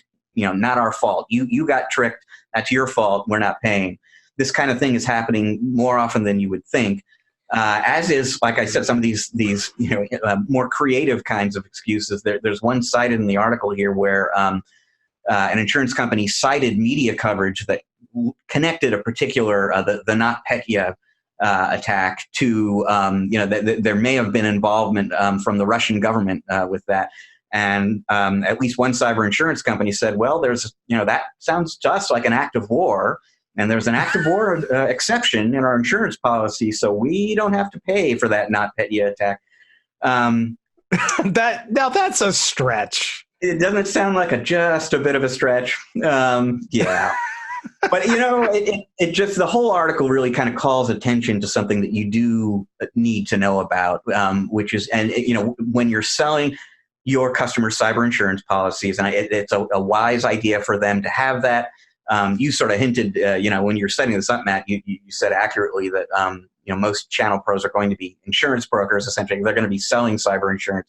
We're seeing more and more vendors build cyber insurance policies into their products. I know in just a few months ago, I guess it was when I was at the DattoCon show, Breach Secure Now announced a new version of their system that comes with optional cyber insurance policy and your policies, and you're seeing that kind of thing from other vendors as well. So smart thing for customers to have cyber insurance, smart thing for channel pros to be selling it, but you do need to have your eyes open going in, that as much as we would like to believe that if you file a legitimate claim, it's going to be paid. If you're dealing with the wrong insurance company, if you didn't take the proper precautions initially to make sure that you are meeting all of their requirements and can prove it, there could be some headaches ahead of you. So that's a question. Do the insurance companies provide a list of requirements in order to be covered? I would assume that that's written right into the policy, right? But I don't know. Because the one that you mentioned that I found kind of weird was like, well, you didn't, because basically any insurance company could deny the claim that, well, the employee clicked the link, therefore they weren't adequately trained. So you didn't put enough effort into training, therefore we're not going to pay your claim. I mean, that's how that no claim would ever be paid then if that's the precedent, right? Well, so there are Breach Secure now is an example of a end user security awareness product, and lots of the big vendors have. Barracuda does that, Sophos does that. Lots of companies have end user awareness training programs. So it's still a big majority of SMB employees are not getting the training that they want. But but even if you had Breach Secure Now employee training and you did employee training, some employee may still click the link. That's how it happens, right? Therefore, any employee that clicks the link, therefore the insurance claim is denied because you didn't adequately train them enough. It's a great question. I don't know. To me, it would be like a car insurance company denying your claim for a claim for collision because you got into an accident. Therefore, but you weren't you weren't driving safe enough. Therefore, you know what I mean. Like it seems like that's just a slippery slope that they could use to deny any claim. And I'm speaking in broad brushstrokes about insurance companies, and we shouldn't assume every issuer of cyber insurance is as prone to that kind of argument. Which is one of the things. If I was selling these policies, that's one of the things I would want to be looking into is how strict are the requirements? What is their track record? If you can find out on paying claims and so on. Yeah, I would wonder the act of war thing, though. That's that just tells you how awful insurance companies actually are. You know what I mean? They will look for anything at all to get out of it. What's the point? You buy insurance and then they come up with some weird reason not to pay. Well, the rapid fire tools argument is that if you know that this is a risk and you get all your paperwork in order well before you ever actually need to file a claim, you make it extremely difficult for the insurance company to find an excuse like that. Rich, I was just thinking, can Russia, for example, commit an act of war against a company? No. I mean, I think strictly by the definition of war, no. I don't think that's what act of war means in an insurance policy. So were they saying that by attacking a U.S. company that Russia was imposing an act of war against the United States? Yes. That particular instance, I think, was from the U.K., if I remember right. Either way, but same difference. So Russia did an act of war against the UK because they did ransom. The government of Russia did ransomware, or like a company connected to the government of Russia. I'm very interested in this case. This is just weird. Yeah, there is, and there's a link. I haven't read it. I haven't followed the link, but there is a link in this article here to the report from the UK's National Cybersecurity Center that kind of. And so it wasn't, it wasn't the insurance company that first decided, hey, this is an act of war. Basically, the UK National Cybersecurity Center said, we believe there was some Russian state involvement in NotPetya. And then that's when the insurance companies came in and said, oh, well, in that case, if there's a government and it's attacking another country, that is an act of war. And in the same way that, if your house gets blown up by a bomb, act of war exception, we don't have to rebuild. Same kind of situation. You don't carry bomb insurance, Russian bomb insurance on your apartment? Well, Russian bomb insurance, no. That's the only bomb insurance I have, actually, is purely Russian bomb. Russian bomb insurance. Bomb and rocket insurance. And vodka insurance. Russian vodka insurance as well. Because you never know when Russian vodka may explode. Yeah. Or, make you blind, and then you're going to need some help. So that's awesome. Funny stuff. Yes. So like anything, folks, when you're dealing with insurance companies, read the requirements, read the fine print, because the The fine print in an insurance policy doesn't exist to help you. It only exists to help the insurance company. So always read the fine print. Yeah. And you do not just envision yourself in that meeting with your customer where, they're telling you that I just got a letter from the insurance company. They're not going to pay because whatever. Why did you sell me this thing? Why didn't you warn me that this was you don't want that conversation. So yeah, just one more reason to go in with your eyes open. Agreed. So, well, we don't want to be, hyping up more Russian news. So we should probably move on from cyber insurance.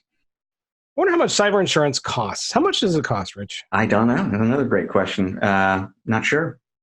Yeah, it probably varies. Like, does cyber insurance have a deductible? Does it have, I'm sure it also varies on the amount that you're insured for. Yeah, I would assume. Yeah, definitely. So interesting stuff. All right. Next up, I think that's all we have for other stories. You got any other stories you want to talk about? Nope, that's it. We are ready to pay a visit to the museum. Yeah, and because I don't have it in my hand, you have to talk for like 5 seconds. Okay, not a problem. While I go grab it. So I will do what you normally do here, and I will explain to new listeners what the museum is. Oh, I love it. Do that. Rich, tell them about my museum, because you've actually seen it firsthand. I have. Okay. Yes. So after, here, this is episode 118 of the podcast here. And from the very beginning, from episode 1, we have almost every week included an item from Matt's Tech Museum. And basically, Matt has been into hardware of every kind imaginable for years and years and years. He parts very rarely with any of that hardware. So I can attest personally from a visit to his home last December. You go down into the basement, and it is filled with products of various kinds from probably decades ago, Matt. But in the upstairs, very near where he is seated right now, if you're watching this on video, he has this kind of cabinet, the showcase, where he displays some of the more interesting hardware items that he has owned and used through the years. And we like to pay a visit to the Tech Museum every week and pull an item out of there and have Matt explain to us where he got it, what it does, and what is distinctive about it. That is well said, Rich. That is what the museum is. It is my hobby / disease. If you ask my wife how she would describe it, she would call it a disease. But you're right. I do have lots of various things. One day I will run out of interesting things to talk about, but that day has not come quite yet, and it won't come next week because I still have a pick for next week. So here's what I grabbed. We were talking about docks earlier, about that Belkin USB-C Thunderbolt dock that you plug in one cable and poof, it adds ports and monitor connections and networking and all that kind of stuff. So you can take your laptop. In this case, I have a ThinkPad laptop here, but this is not the pick. The dock for it's the pick. But yeah, I can take this home. I can go and I can work on the road. And then when I get to my office, I have this guy sitting on my desk. And what this is a ThinkPad dock. They were also commonly called port replicators. And there's a difference between a port replicator and a dock, and I will explain that kind of in a second. But they serve a very similar purpose. But the goal is that I want to be able to quickly and easily add peripherals to my machine and take them away. So if I have my laptop here, and let's say I have a monitor, and I have a network connection, and I have a printer, and I may have something plugged in USB, and I might have power, right? Well, that's a lot. Like when I get to my office, that's a lot of stuff to plug in and unplug and whatnot. So what you would get is you would get one of these. And basically what these are is you would put this on your desk and all of the stuff connects to this.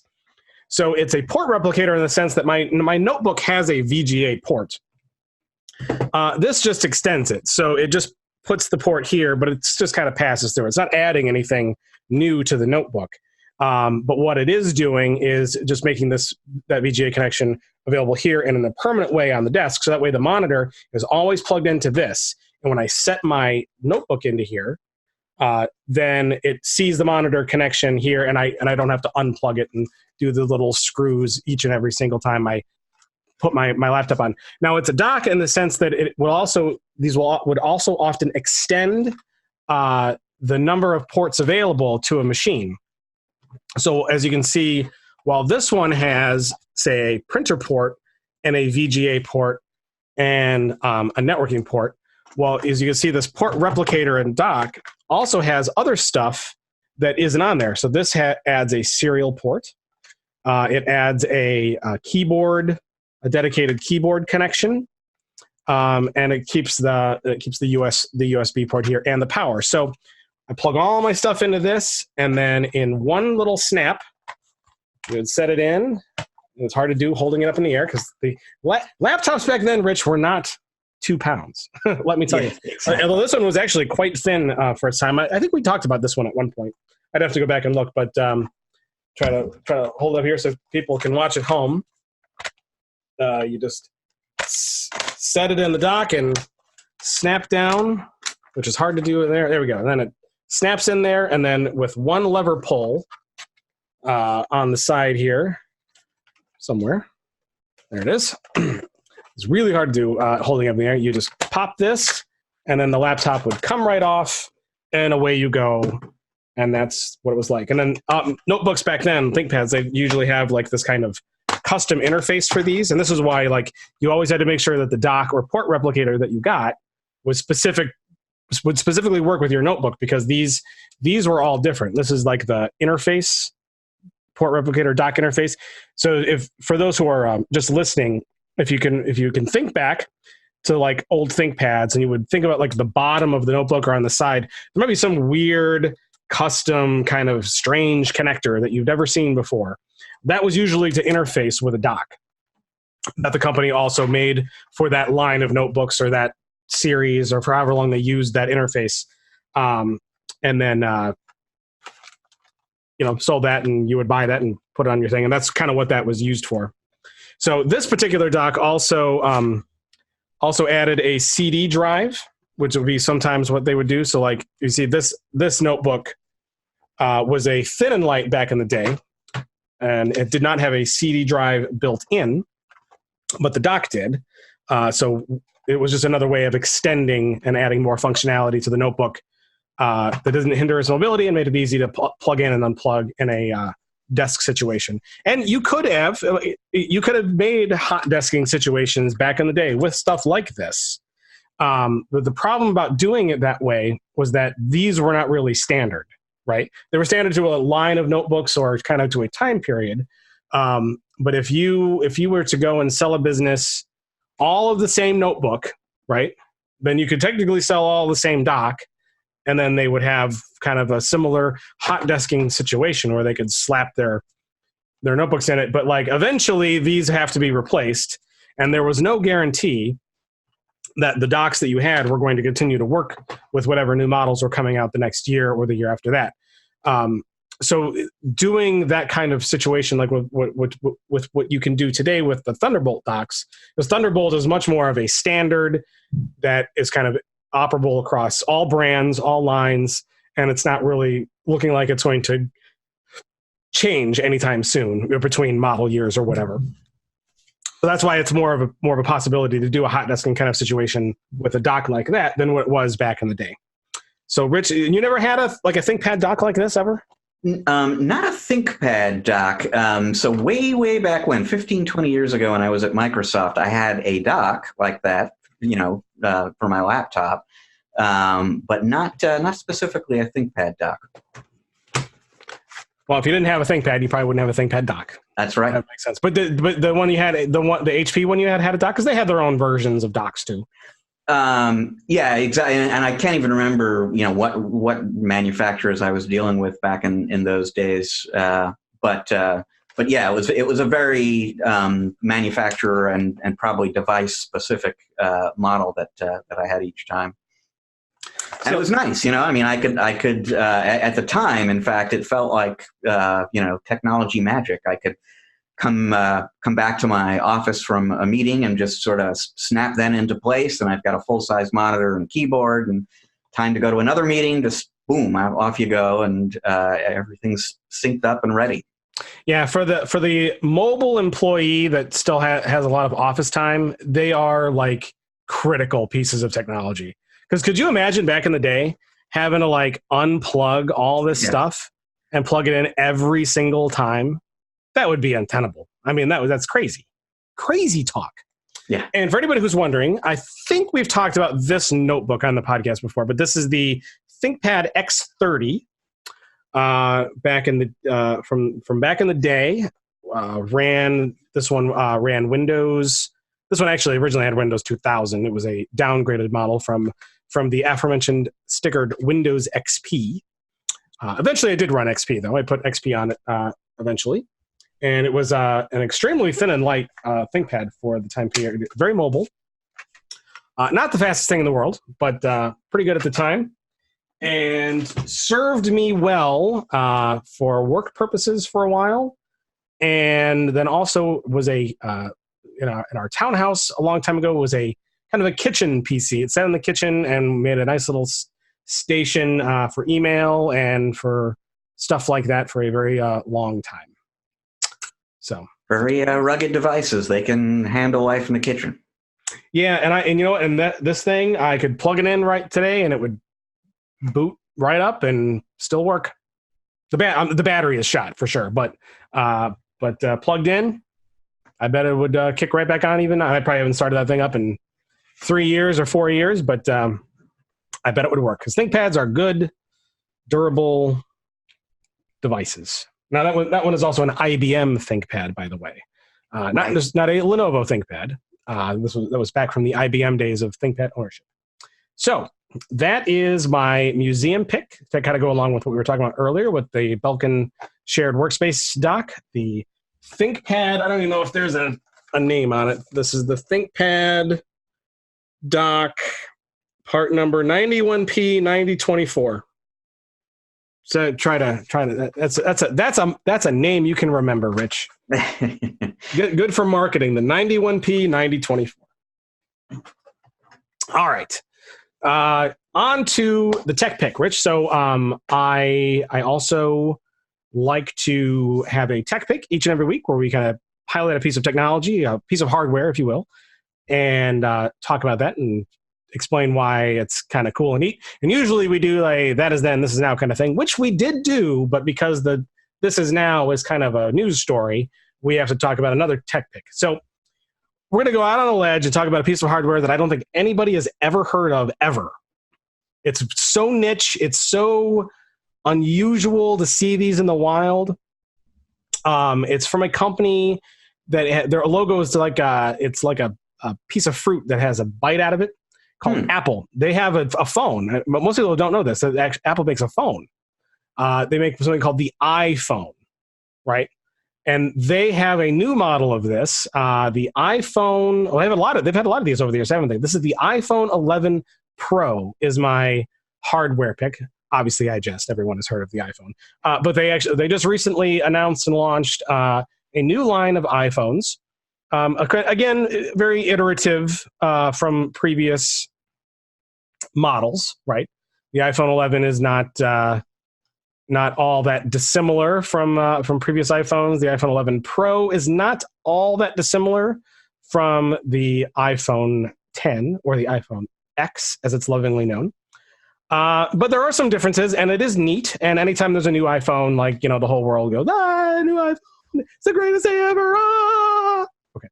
So I know that's what you're like, Rich, when a new iPhone comes out. You're like down at the Apple store in line with your hipster hat, right?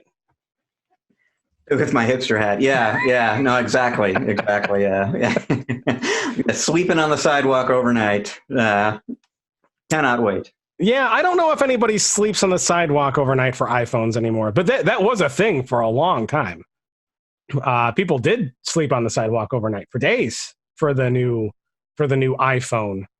The iPhone, particularly most of the earlier days, I think that probably peaked around the iPhone 4 because that was a big change And then and it kind of just got more iterative after that. And they really haven't changed much. Like the internals change, but it's still kind of what it's always been.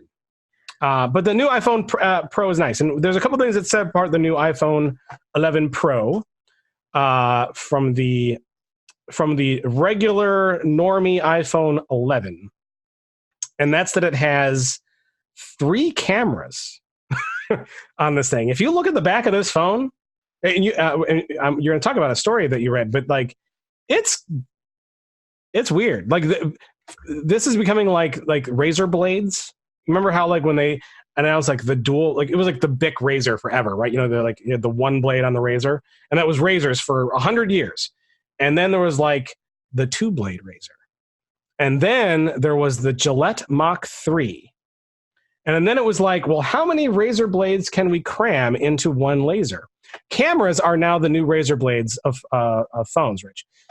They are trying to see how many cameras they can cram into the back of a phone.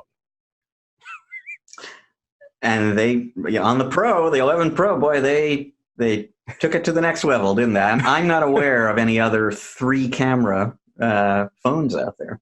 There is not. And to be fair, this is still a dual camera setup.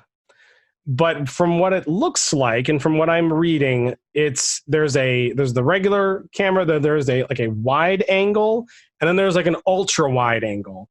So which one of those wide angles I think kind of is used one at a time, and then not all 3 are used simultaneously. At least that's kind of how I'm gathering this. So it's a dual camera setup that includes a regular wide angle as well as the new ultra wide angle module. While the 11 Pro hold on. 11 Pro models come with a triple camera setup, additionally feature the known telephoto module.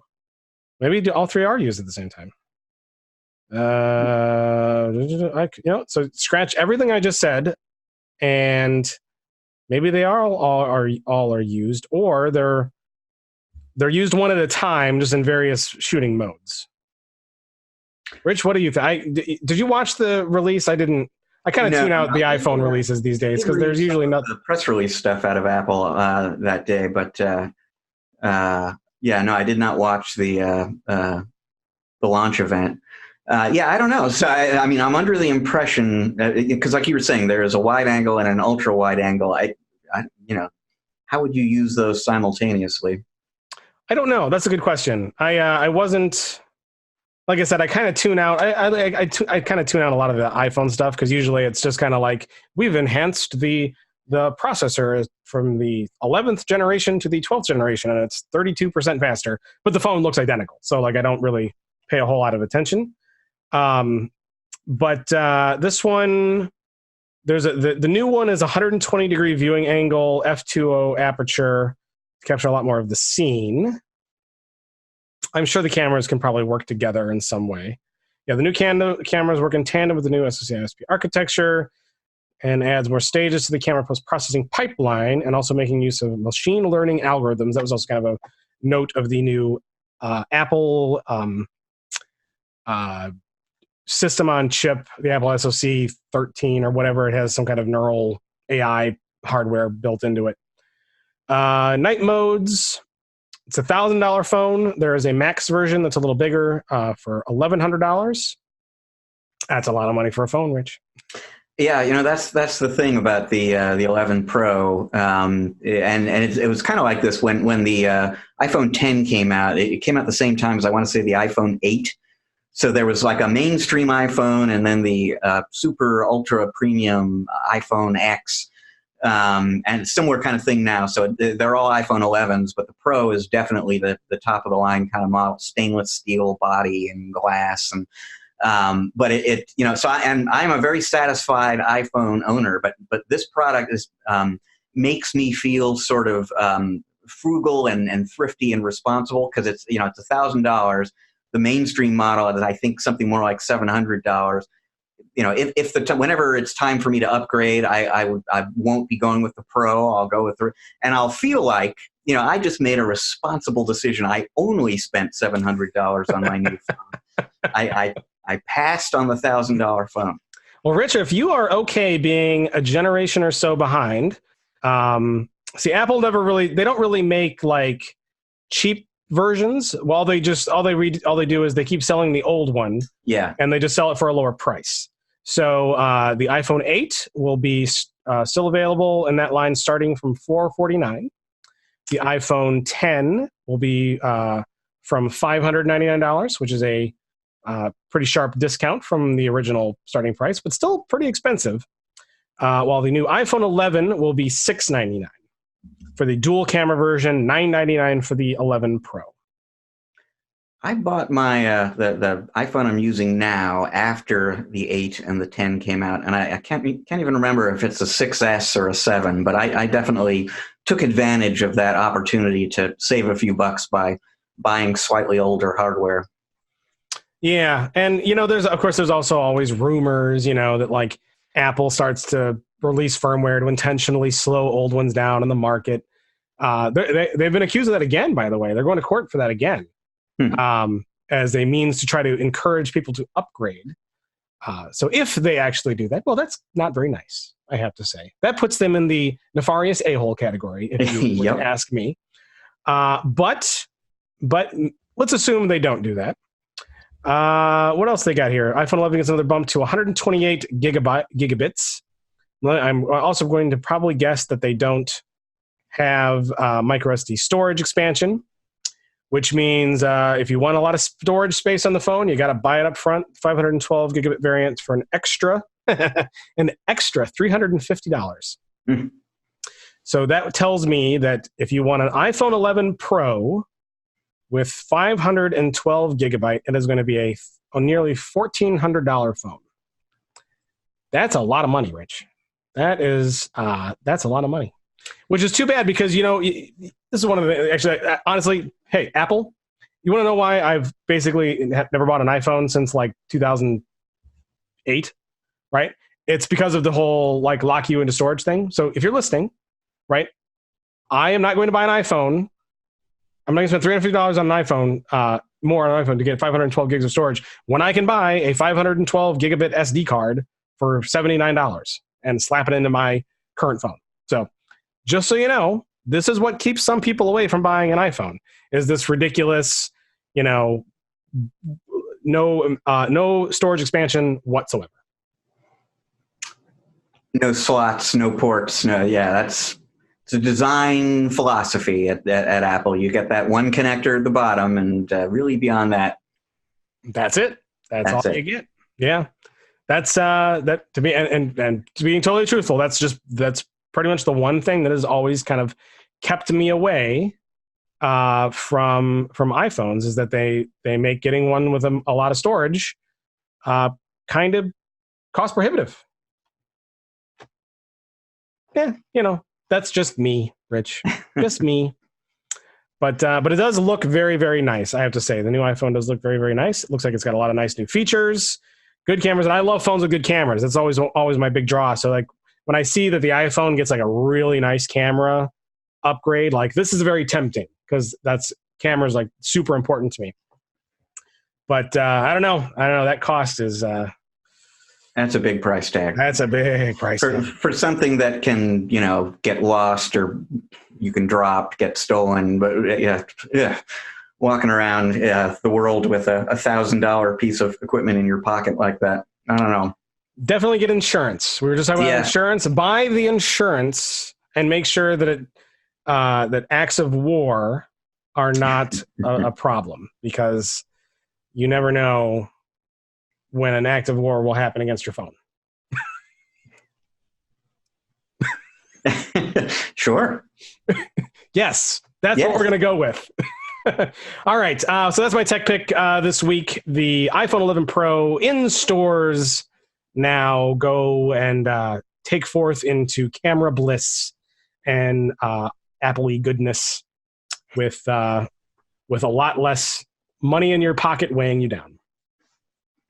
All right, Rich, if you were going to tell us kind of what has been, can you channel the visions of Mr. Gaskin and explain what happened, and then look forward and kind of give us a little preview of what you might see on ChannelProNetwork.com next week?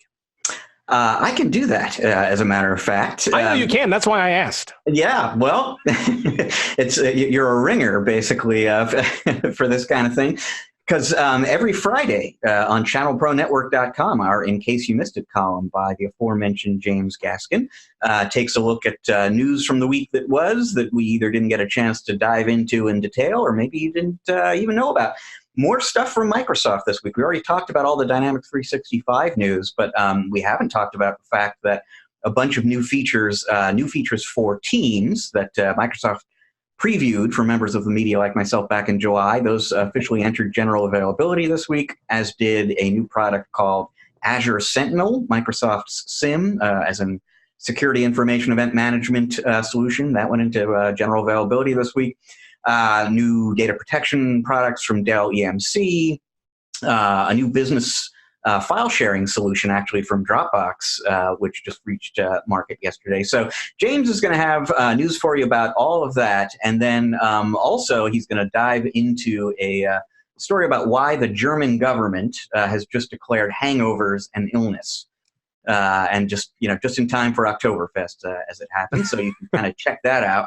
Now, looking ahead to next week, it's actually kind of a big week, so big that Team ChannelPro is going to be all over the country trying to cover all this stuff. So I mentioned before, I believe, that I'm going to be at Synex Inspire, their big annual partner event in Greenville, South Carolina. Continuum is doing 2 partner events this year. One of those takes place next week, and our own Colleen Fry will be attending that, covering that event for us. And then simultaneously with all of the above, Tech Data does the fall meeting of its Tech Select partner community, and our buddy Joel Zabespinner will be out there. So lots of news coming from managed services companies and distributors, and we will be right up close and personal bringing it all to you on ChannelProNetwork.com. What a wonderful overview of the past and the present. Only the German government could explain something that is self-inflicted as an illness. It must be a self-inflicted illness.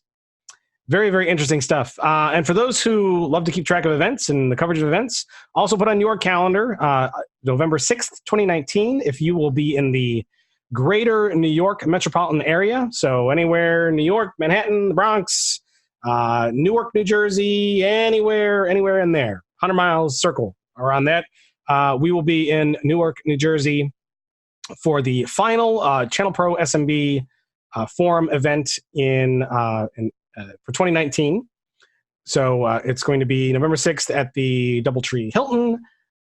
Make sure that you go to the events site, events.channelpronetwork.com, to learn about it and see what we got to offer. It's a great show, and you can reserve your seat. It is free to attend. It's $99 to reserve your seat, free to attend, so you get that back as long as you check in. It's just a whole, reserve the seat and get out and make all the stuff and all that stuff. But it's great food, very educational, also not super boring. So, Rich, can you tell people who have been to boring shows that our show is not boring? Our show is not boring. It is just packed with business growth information, and you will meet dozens of really terrific vendors with products that are 100% focused on the SMB channel, and we keep things moving, and we present the content in an interesting way. So folks stick around all day long, basically, because they are not grown bored at our shows. It's true. Everyone's always fully engaged all the time, having a great time. Lots of fun, but also, like you said, educational. You're going to learn a lot. You're going to walk away with a lot of actionable items to grow your business and make more money. Yay! Events.channelpreneur.com. Check that out. New York area, November 6, 2019. Mark your calendars. Be there or be square. And as long as we're talking events, I will quickly put one more plug out there, because we were talking about stuff going on next week, and we didn't mention that ChannelPro's very first online summit event, virtual event specifically for readers in Canada, takes place on October 3rd, which is next week. So that you will get information about that as well at events.channelpronetwork.com.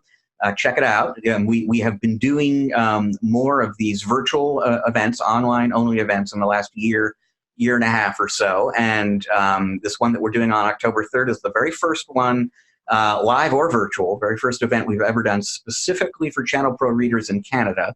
And lots of Canadian peers and vendors based in Canada presenting information for you on a wide range of topics. So check that out. And if you're not already registered for that event, please, by all means, do so. This is not an event you have to travel to. You can kind of fit it into your busy day when you're available. And I think you're going to find there's lots of really great content for you. That works out really well for Canadians, because I hear that Canadians don't like to wear pants. So you don't have to wear pants, and you can still attend a virtual event, and it works out well for everyone. I'm kidding. We love our Canadian readers, and we are so excited and happy that we could put together something specifically for you. And we hope you enjoy it and get a lot out of it. And like I don't know about Rich.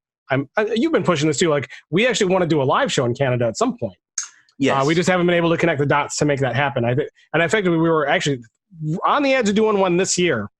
But some things kind of didn't snap together to do that, because when you do something international, it's a little harder to kind of put all the pieces together. But I know we want to.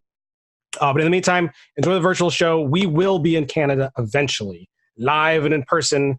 So you can come up and introduce yourselves. Just please, when you're live and in person, please wear pants or shorts if it happens to be nice enough to wear shorts. Yeah. Do Canadians even own shorts? I'm not really sure. They probably I'm sure they do. I'm sure it gets warm in Toronto, right? Oh yeah. Yeah, I've been to Toronto in July, and it's summer. Okay, and for our Canadian listeners out there, you do not have to email me and tell me that people in Canada wear pants. I know that. I'm just being weird and goofy, okay? Because that's how we roll here at ChannelPro. That's how it is. So, and if you like how we roll at ChannelPro and you like how we roll at ChannelPro Weekly, please subscribe. Go to iTunes, go to Google Play, go to Stitcher, go wherever you can find audio podcasts, wherever they're aggregated. You should find us there, and subscribe. Leave a nice message, a little review for us if you could, and say how much you enjoy the show and help other people find it. And if you have coworkers, again, this is kind of a show for very specific to your business and your market. And so if you have peers that you work with who are also in your business with you, hey, let them know. Tell your employees, if you're a CEO or manager, tell your employees to listen to ChannelPro Weekly, so you're always getting the latest, kind of up-to-date news and information. And also they'll appreciate that you're telling them to listen to something that is also kind of fun and funny, and because we have a good time here, as you well know. You can also watch us on YouTube. You can subscribe there. If you want notifications, you can hit subscribe. That button doesn't really do anything anymore. You have to hit subscribe, and then you have to hit a little icon bell that says, I'm subscribed, whatever that means, but I also want to be notified of new episodes, and that's what a subscription used to be. Now it's a bell. Rich, what does subscribe mean if it doesn't do anything? It's a good question. In that case, if you subscribe but you don't hit the bell, like ChannelPro Network's channel is on your list of channels, but you don't get the notifications. I don't know. I guess. Kind of weird, though, right? It is kind of weird. Yeah, it's like I subscribe to a magazine, but I don't want any issues. You know what I mean? Like kind of weird. So yeah, but definitely do that on YouTube, and hey, get involved in the comments there, and tell us what you think. If you have ideas, suggestions, thoughts, comments, concerns, if you have comments, appropriate comments in the chat. If you have something you want to suggest to us, or something you want to bring to our attention, or tell us about, or have us talk about on the show, you can also email us. podcast@channelpronetwork.com is the email address. It goes right to me and Rich. So we will absolutely see it and be able to respond accordingly to such things. We are also on the social networks, Rich, if you didn't know, but you should know because you've probably heard this 118 times.